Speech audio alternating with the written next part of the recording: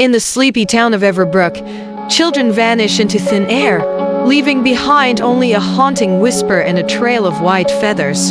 Can anyone uncover the truth behind the disappearances before it's too late? The Vanishing of Innocence. Story Everbrook had always been a quiet town, nestled between rolling hills and dense forests.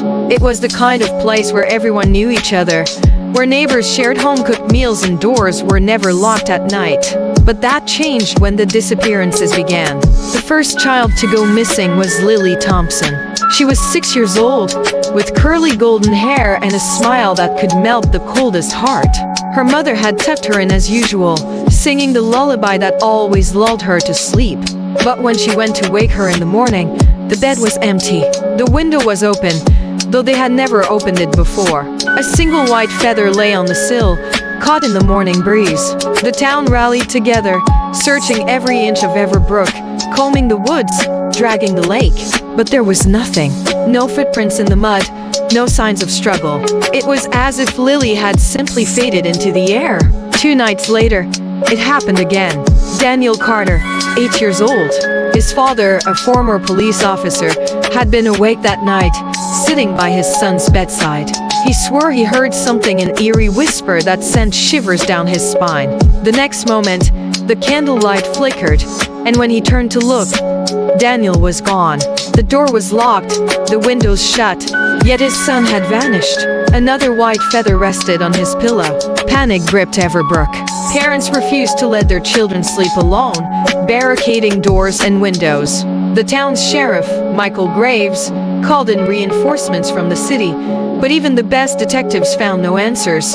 Then, a pattern emerged. Every 48 hours, another child disappeared. And always, the whisper came first. Desperation led the town to seek out Eliza Ravenswood, the old woman who lived on the edge of the forest. Many called her a witch, though no one had ever proven it. She rarely spoke to anyone, but when the townspeople begged for her help, she finally relented. There's an old legend, she said, her voice raspy with age. A curse that dates back centuries. Long ago, Everbrook was built on sacred land, a place belonging to the Forgotten Ones. The Forgotten Ones? Sheriff Graves asked, his skepticism barely hidden. Eliza nodded. Spirits. Guardians of the forest. They protected this land, but when the first settlers came, they were driven away, their sacred grounds disturbed. They swore vengeance, but their anger is patient. Every 100 years, they come to claim what was stolen from them. Innocence. The town dismissed her as senile, but the disappearances continued. With no other options, Sheriff Graves decided to set a trap.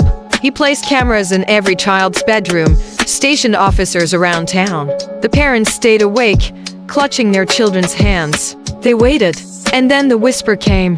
The cameras flickered. A chill filled the air. The officers reported seeing shadows moving where no one stood. The whisper grew louder, a symphony of voices from beyond. Then, just as quickly as it had come, it faded, and the children were gone. All of them. Every single child in Everbrook had vanished. Panic turned to chaos. The town was shattered. Without their children, the people of Everbrook lost hope, lost their reason to stay. Many abandoned their homes, moving far away in the hopes of escaping the curse. Within months, Everbrook became a ghost town.